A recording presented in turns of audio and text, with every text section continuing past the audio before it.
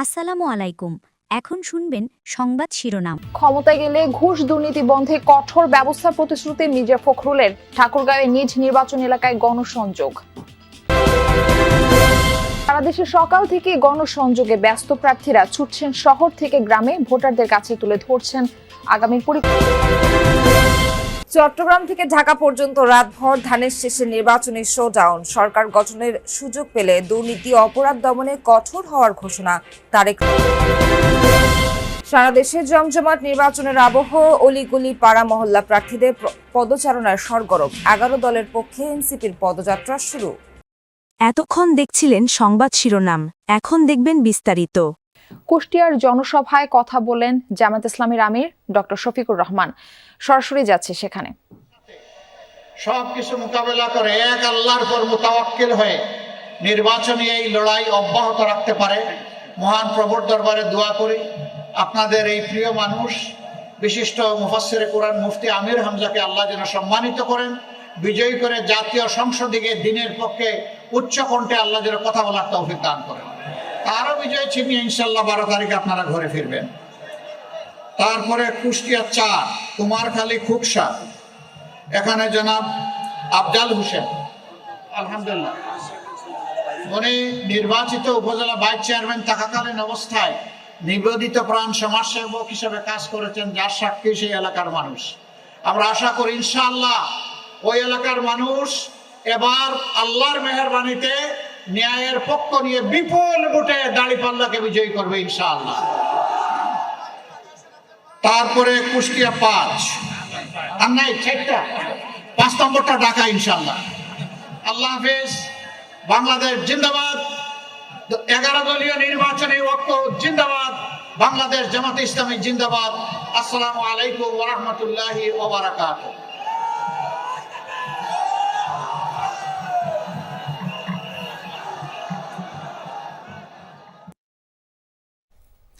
দর্শক, কুষ্টিয়ার জনসভায় কথা বলছিলেন জাতীয় দলের মহাসচিব ডক্টর শফিকুর রহমান। আমরা এতক্ষণ সেখানেই ছিলাম। নির্বাচনী প্রচারের অংশ হিসেবে দীর্ঘ 22 বছর পর কাল ময়মনসিংহে যাচ্ছেন বিএনপি চেয়ারম্যান তারেক রহমান। ময়মনসিংহে সার্কিট হাউস মাঠে জনসভায় দুপুরে বক্তব্য দেওয়ার কথা রয়েছে তারেক রহমানের। জোরে সোরে চলছে জনসভার প্রস্তুতি। এরই মধ্যে শেষ হয়েছে মঞ্চ তৈরির কাজ।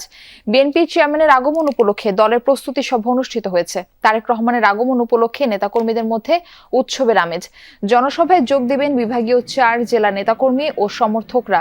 4টি জেলার বিএনপি মনোনীত 24 জন প্রার্থীকে জনগণের সামনে পরিচয় করিয়ে দেওয়ার কথা রয়েছে দলের চেয়ারম্যানের। সবশেষ 2003 সালের রোড মার্চ কর্মসূচিতে তারেক রহমান ময়মনসিংহ যান।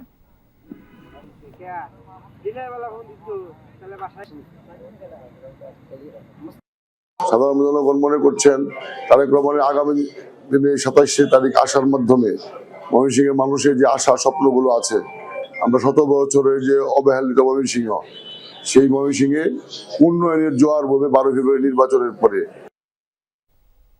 দর্শক, এই বিষয়ে আরো জানাতে যুক্ত হচ্ছেন আমাদের সহকর্মী হোসাইন শাহিদ। আমরা যাচ্ছি তার কাছে। শাহিদ, সার্বিক প্রস্তুতি কেমন দেখছেন? স্থানীয়দের প্রত্যাশা কি? এই মুহূর্তে আমি যেখানে তারেক রহমান এসে ভাষণ দিবেন সেই সার্কিট হাউস মাঠে আছি। সার্কিট হাউস মাঠে ময়মনসিংহের এবং বিএনপির নেতৃবৃন্দ এবং কেন্দ্রীয় নেতৃবৃন্দ তারা উপস্থিত আছেন। তারা মাঠের যে সর্বশেষ প্রস্তুতি, সেই প্রস্তুতি দেখছেন এবং যে মঞ্চটি তৈরি করা হচ্ছে সেই মঞ্চটি যে খোঁজ খবর তারা নিচ্ছেন এবং সার্বিকভাবে নিরাপত্তার যে বিষয়, সেই বিষয়গুলো তারা এখানে দেখছেন যে কিভাবে এই যে সমাবেশ সেটি সুষ্ঠুভাবে সম্পন্ন করা যায় সেই বিষয়ে তারা কাজ করছেন। তো এই এমন একটি মুহূর্তে তারেক রহমান ময়মনসিংহে আসছেন যখন নির্বাচনের ময়মনসিংহের যে 11টি আসনের তার আগমনকে উপলক্ষ করে একটি জোয়ার সৃষ্টি হবে এমন একটি প্রত্যাশা বিএনপি নেতাকর্মীরা করছেন। তারা বলছেন যে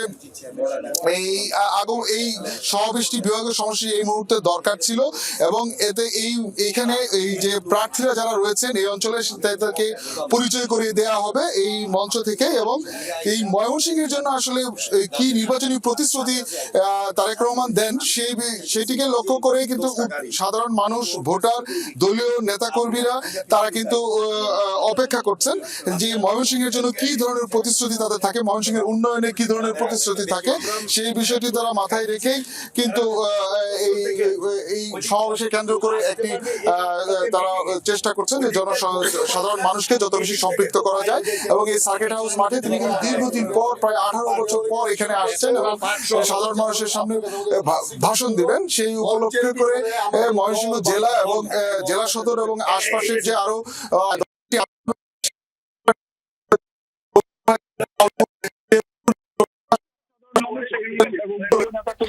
শাহিদ, ধন্যবাদ আমাদের সঙ্গে যুক্ত হবার জন্য। আসন্ন জাতীয় সংসদ নির্বাচন ঘিরে সারা দেশে জমে উঠেছে প্রার্থীদের প্রচার গণসংযোগ। সকাল থেকেই মাঠে ব্যস্ত বিভিন্ন দলের মনোনীত প্রার্থীরা। কর্মী সমর্থকদের নিয়ে ছুটছেন নিজ নিজ নির্বাচনী এলাকার ভোটারদের কাছে, শোনাচ্ছেন নানা প্রতিশ্রুতির কথা। বিরামহীন পথসভা, গণসংযোগ, লিফলেট বিতরণ ও উঠান বৈঠকে সরব বিএনপির মনোনীত প্রার্থীরা। ভোটারদের দাঁড়ে দাঁড়িয়ে গিয়ে দেশ নিয়ে ভবিষ্যৎ পরিকল্পনা জানিয়ে আসছেন জামায়াতের প্রার্থীরা। ভোট চাইছেন দাঁড়িপাল্লা প্রতীকে। গণসংযোগে পিছিয়ে নেই স্বতন্ত্র প্রার্থীরাও। নতুন বাংলাদেশ বিনির্মাণে ভোট চাইছেন তারা। তবে ভোটাররা বলছেন, এলাকার উন্নয়নে যাকে পাশে পাবেন এবার তাকেই নির্বাচিত করবেন তারা।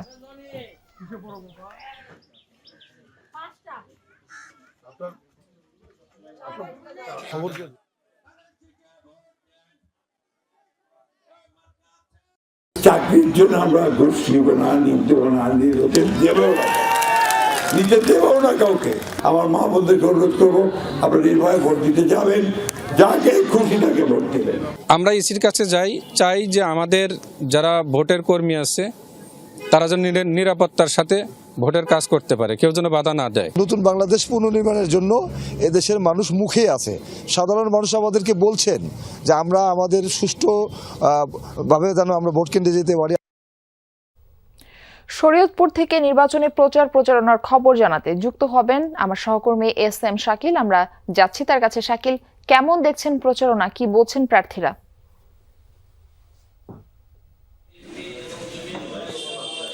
মারফি, ব্যস্ত সময় কিন্তু পার করছেন প্রচারণা। এখানে আমরা যেটা দেখেছি, বিএনপি, জামায়াত ইসলাম বা অন্যান্য যেই স্বতন্ত্র প্রার্থীরা রয়েছে তারা কিন্তু ব্যস্ত সময় পার করছেন। এখন কিন্তু আমরা রয়েছি বিএনপি মনোনীত যে এক আসনের যিনি প্রার্থী রয়েছেন সাইদ আহমেদ, তার একটি সভায়। সেখানে কিন্তু আমরা দেখছি তারা কিন্তু তাদের যে জোটের সমর্থকরা রয়েছেন, বাংলাদেশ জমিয়তে উলামায়ে ইসলামী, তাদের সাথে কিন্তু একটি সভা করছেন এবং কিভাবে তারা ভোট করবেন এবং ভোটারদের দ্বারে দ্বারে যাবেন সেই কথাই কিন্তু তারা বলছেন। তারা কিন্তু বিভিন্ন উন্নয়নের কথা বলছেন, যেখানে তারা উন্নয়ন করবেন। এবং শরীয়তপুরের সবচেয়ে বড় যে সমস্যাটি রয়েছে, পদ্মা সেতু হওয়ার পরে ঢাকা শরীয়তপুর যে সড়কটি রয়েছে সেটা কিন্তু একদমই বেহাল অবস্থা রয়েছে। সেই সম্পর্কে কিন্তু তারা বলছেন